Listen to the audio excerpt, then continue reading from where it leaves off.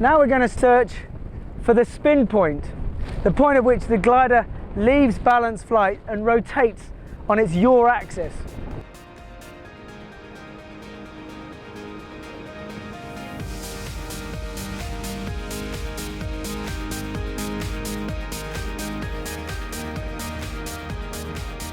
The amp max spin is where you pull one brake and it tries to turn, it can't keep up with you after 90 degrees and it enters a spin, rotating on its yaw axis, but with rollout. The second is a flat spin, where you're flying slowly, then you apply one brake and it turns flat. Okay, so I'm going to demonstrate the flat spin first. So imagine you're in a very weak thermal, you're slowing down, oh that's good, bury the brake and there it goes light, let it dive and recover. Okay. And you always know it because your arm, see my arm sort of fell into it, and that's the spin point, okay? It just goes light. But the secret really, as soon as you feel anything going wrong, you put your hands up, then the glider dives, then you recover that dive and you monitor that dive. That's always the secret. So this is the other spin, the sort of amp max style spin. Let's say you suddenly have to put a turn in because you've seen someone you have to avoid. So you bang on the brake and it starts to turn and then spins on the turn. So we'll do that one. So here we go. Go around, oh up, there you go, 180 it's spun. You let go, you let it dive and you recover. And I just do a 360 to bleed out all the energy and I enjoy it really. It's quite nice. Providing you recognize the point of which the glider spins, the point where your hand goes down through it, the point where the glider starts to rotate, it's a strange feeling that you don't normally feel, because normally when you turn, the load goes in your tummy and you bend around with the turn. But when it starts to spin, you're twisting, but there's no feeling there, and therefore alarm bells should ring. So if you feel light brake and it rotating, then you know it's starting to spin. So hands up, brake the dive, and you're fine.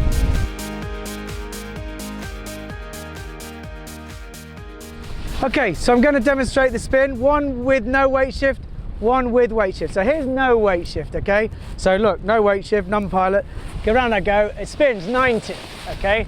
So I let go, I pull back onto my course, great, okay? So therefore it spun at 90 degrees, full brake, spins at 90, no weight shift. Now watch this, full weight shift and then brake, it's 90, 180, now it spins. So just past 180, it spins. That's all because I weight shifted, I loaded that side, and therefore it didn't spin. Use that weight shift into turns.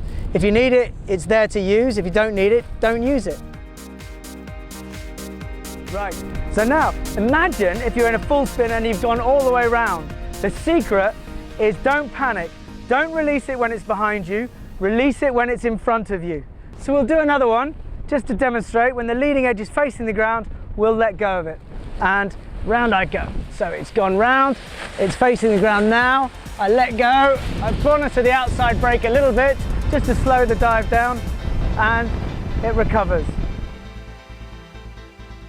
And that's the important thing. If the leading edge is facing the ground, it can't go any further in the dive. It's already facing the ground. So when you let go, all it can do is swing out. If you release it when it's behind you, then you've got your pendulum swinging down and the glider's dive, which amplifies the problem.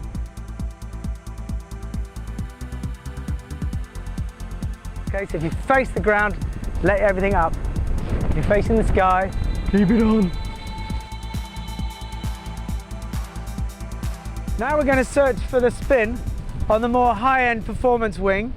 And with performance wings, because they don't turn as fast and efficient as quickly as low-end, low aspect ratio wings, it's quite important to know where the spin point is, because sometimes you use it to your advantage. So normal search for flat spin, so as if you've got a bit of brake on your thermaling. So we slow it down a touch, hard on one side now, it's spinning there. So we let off, we gently brake the surge, and we pull out. Very smooth, very easy.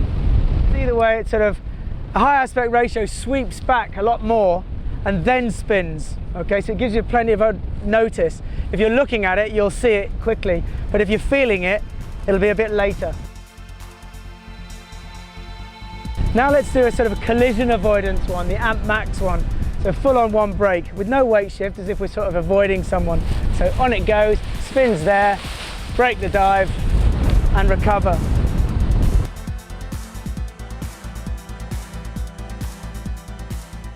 It's good to know these because you need to know the sort of limits of the wing. You need to know where you can get away with pulling and where you can't.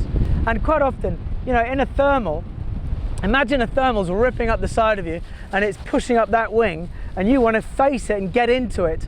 So what you need to do is bury this brake and it just starts to spin, and just at that point you ease off, you penetrate the thermal, you puncture the lift in a dive which is safe, and then you weight shift into the turn and core. So you're using a spin point to your advantage. So it's good on high aspect ratio wings, it's good to learn that.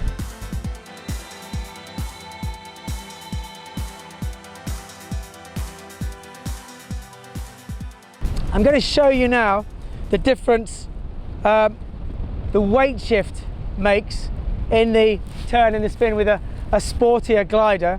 Okay, ready? So bury the brake. There it goes spinning. So break the dive and pull round. I'll do the same again, but this time I'll throw my weight in and then I'll spin it. So big weight shift, big brake. Ready? Big weight shift, big brake. And there it goes. It's just starting to spin there. Hardly does it because it wants to roll into the dive and it wants to fly. Imagine if it was all a bit of a panic and you couldn't see the ground, you didn't know where the ground was, you didn't know what to do. In that case, you either put your hands up, if you can see the ground, put your hands up, or if you're not sure, you put your hands down and you fully stall it. So we'll fly along. Ready? Bury the brake. Okay, round I go. Okay, it's going round. Not nice, so I stall it. I go back, now it's forward, so I ease off gently and let it dive, okay? And that allows the glider to stall, to fall back, to clear the problem, but it also allows you, doesn't do the full horseshoe back and risk getting a cravat. A pilot capable of flying this glider shouldn't have to stall out of the spin. He should be able to recognise it, release it, let it dive and control it back to normal flight.